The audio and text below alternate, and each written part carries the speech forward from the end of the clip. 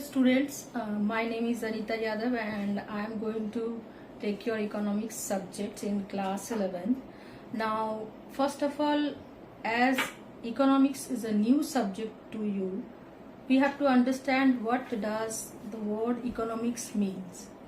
Now, economics is actually, it is derived from two Greek words, that is oikos means household and nomos means management. That means household management. Now, early period of BC, that means around 300 BC, Greek philosopher Aristotle, he actually defined economics as household management, that is home management. Like, you know that how we can manage household. If you'll see our family, then you can see that in our family, our father or mother is the earning member, and using the income of mother or father, how family member wants are being fulfilled by utilizing the resources, whatever the mother or father limited income is there, using that limited resources, how family members unlimited wants are being fulfilled, that is being discussed in economics. That means Aristotle has given that only. But economics is not only that, only household management. It is also called, generally economics is defined as social science, rather called queen of social science. Now, why it is called social science? Because in a social science, we can see that sociology, anthropology and psychology, these are called social science. But among these, economics is called queen of social science. Why it is called queen of social science? Because in economics we can see that not only the societies or human behavior we discuss, besides that we discuss production, consumption, and how to, whatever the produced things are there, how to allocate or distribute that things among different peoples. That's why it is called queen of social science. Now, whatever the definition it is given earlier as social science, rather queen of social science, many economists has come time to time and given their definition, that too we'll discuss. But before that, we have to understand why we study economics, because what is there or what are the reasons we got to need the study of economics. The reason is there, scarcity.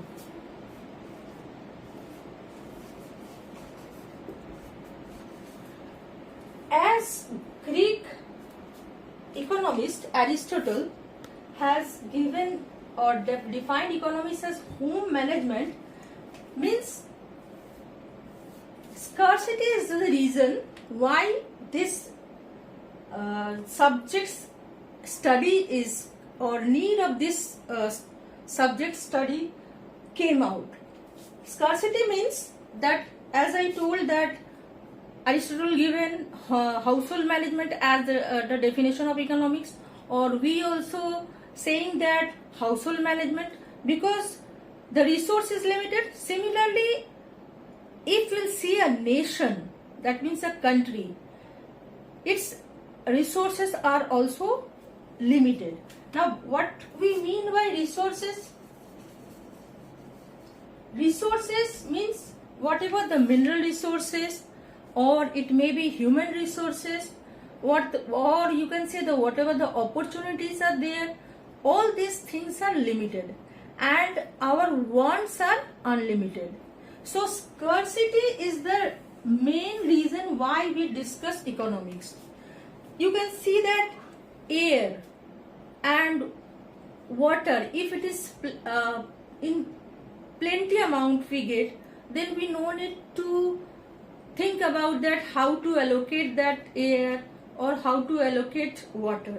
But the things which are scanty means scarce in amount, then we need to think about the allocation of that resources, because we have to fulfill the unlimited demands of our society. That's why it is also called social science.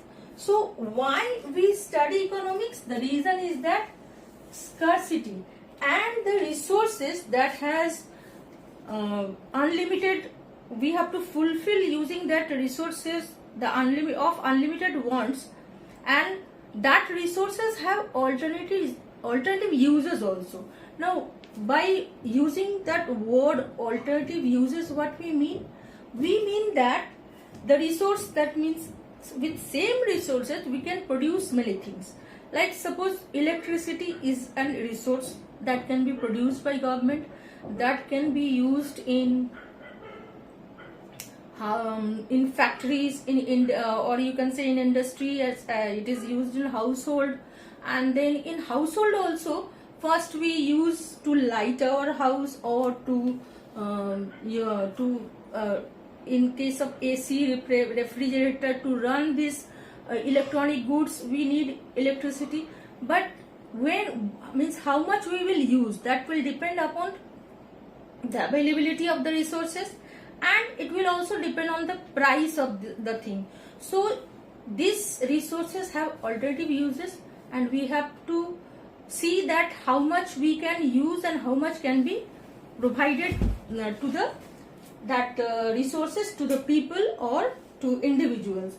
So scarcity is there, and then we need to make a choice that where we will use these resources, so that our whatever the return we will get, or the utility is one word that is being used in economics, that the satisfaction what we will get or the return we will get, it will be maximum. That is, it is also used in economics, the word is efficient use. That means the return will be maximum, in that there only we will use that resources, so that we can get maximum return. And how we can understand that what will be the return and how it is becoming maximum or not, that will be discussed in economics. So for that reason, that's resources scarcity, scarce, and we need to make choice that what we will be used, so that our return will be maximum. That means we can efficiently use these resources. For that reason, there is need that why we study economics. So for household management, for a country's management, like that, in case of your house, your father or mother decides that what to use, because we need basic needs first, it will be fulfilled in our house. Basic need is food, shelter, and then you need health, education. So first things will be, we need shelter and food, then clothing, and after that, these are the basic needs that you need. So a household's family man or the income earner first fulfill these demands, and out of unlimited demands, one by one it will be fulfilled by the family, and that is called management. So that is from household part. Similarly, a city, that means a state or a country, if it will be run by government or it will be run by private sector, they will also manage the limited resource of a country in such a way that the country will grow up and it will develop, and the use will be efficient. So that's why there comes need of study economics. Now second is why we will study economics. Now why we will study economics means, as a student, why you will study economics. So first part is that if you are studying this subject economics, then you can take after 12, if mathematics is your subject, means a combination subjects, then you can take economics as a honors subject, and then you will be in honors, and after that further in masters, and there will be more scopes in this subject. Next you can do Bachelor of Business Economics, that is BBE. That is another course that you can opt if you are studying economics. Then next is BFIA, that is Bachelor of Business Finance Investment Administration. That is another course that you can opt if you are studying economics. Then next is Actuarial Science. Actuarial Science, actually it is a if you are having combination of economics and maths, then this is a course that you can opt after 12 only, but actually this no college gives you this course. It is like CA, you have to give an entrance exam, and after that many papers are there that you have to, in some particular time period is there. In that time period you have to clear that. Will be strong enough in economics and mathematics, then you can take this course, and it is actually risk management. Means if you are doing this course, then in different companies they can hire you as a risk manager. That means you will analyze the risk factor and of anything. Like last day, actually this class is a repetition of previous class only, because some students were not there. Two students, art students, could not join the class, and in this class also there are few more new students. So whatever actually I am explaining, it is already I have explained.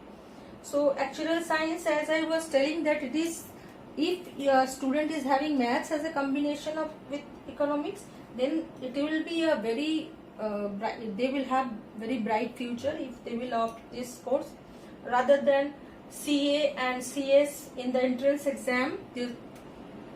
A major part of from economics part is there, questions comes, especially statistics part.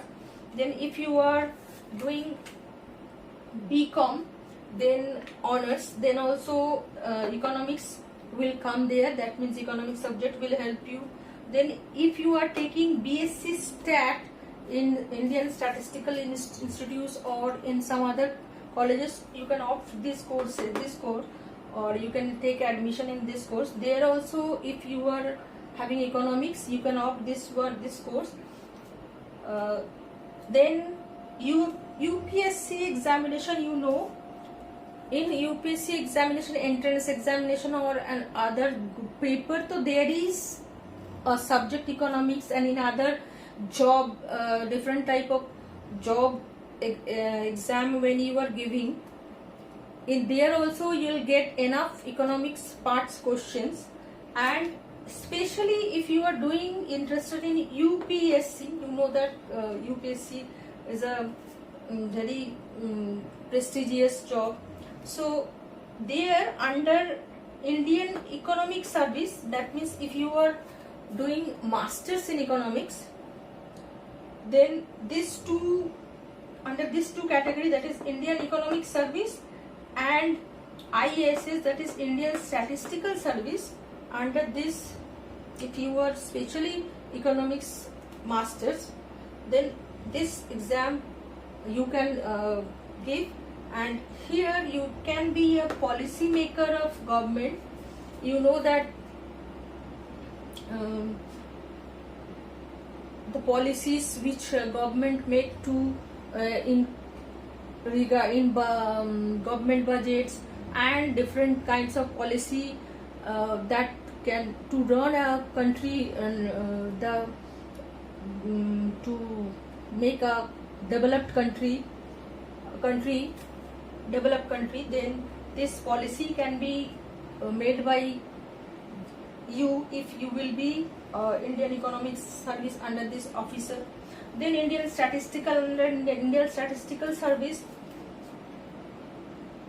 you know that an organization is there, National Sample Survey Organizations. They do this census. That means they takes the after 10 years, you know that population counting is there. Then Central Statistical Organization, different stream and or different in cases they do sample survey, like national income counting or GDP counting.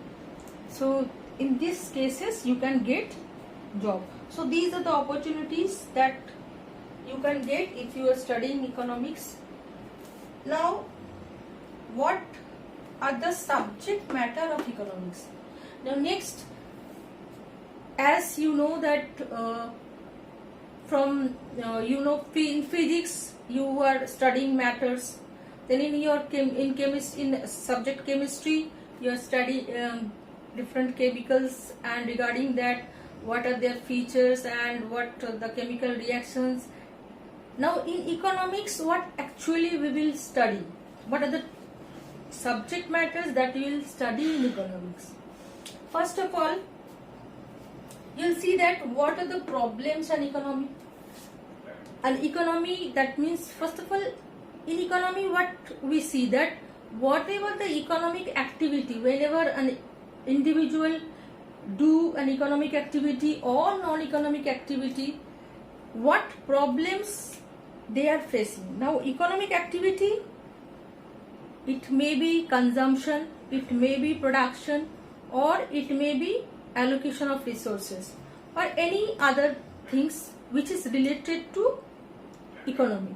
So regarding that, what are the problems an economy is facing? The problems may be what to produce. That means in an economy what goods will be produced, then what will be the technique to produce that goods.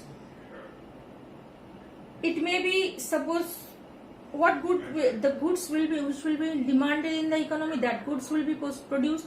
And if in an economy there is labor enough, then labor intensive technology will be produced. Then if it is less labor, then they will use capital. So what will be the technique of production? Then how to allocate the production, whatever it is being produced, how to allocate these things. Then how prices are determined of different factors, goods and services. So factor means whatever the things or which is being used in production, that are called factors. Then whatever the products, they are called goods or maybe services. So at what price they will be sold in the market. Then how these prices will be determined, that we will discuss in economics. Then what are the types of economy and their problems and their solution. Types of economics mean it is run by government, or it is run by private individuals only, or both private individuals and governments are there. What is the type of the economy, that we will discuss. And in different types of economy, their problems are different and they are being solved in different way, that we will discuss. Next, what are the problems of agriculture. Now this actually comes under the problems of economy. That means the problems may be of agriculture, the problems may be of industry, or the problem may be of whole economy. Like if in an economy, if poverty is there, so what are the causes of poverty? If there is unemployment in the country, what is the percentage and why? What are the types of unemployment and what are the causes of unemployment, and how? Now after understanding the problems, then it is being discussed how to tackle all the different type of problems. Now under this, it may be that what policies should be taken. That policy may be money related, rather than many things are there that is being discussed in subject economics, like our banking system, how what are the types of banking, what is money, then what will be the policy that will be the government taking to collect taxes from individuals. So, and after that, how government will expend that taxes, then what are they called, then next is that how money is being controlled, money supply is controlled in the economy through banking system, what are the methods, then stock market, then foreign exchange, that means how foreign policies will be discussed, what will be the foreign policy, and how foreign exchange rates are determined. So many things that, then governments, will be the government budget, that is the after taking the tax, what will be the government budget, that means tax collection, that is receipt, and how government will expend that taxes, that is discussed in government budget. Then that foreign policy comes under balance of payment chapter, that means if demand of our currency is more, then or demand of foreign currency is more, that will determine the exchange rate system. Then how our national income, a country's GDP is being calculated. So everything that will be discussed in the subject economics. Now, after understanding all this, the initial definition that is given by Aristotle, after that time to time many economists came and gave their own perspective under this subject and their definitions as per their understanding, and that we will be discuss, and different economists are there, they have time to time given their definition, mainly 4 definitions that is in our syllabus, and that we'll discuss in the next video.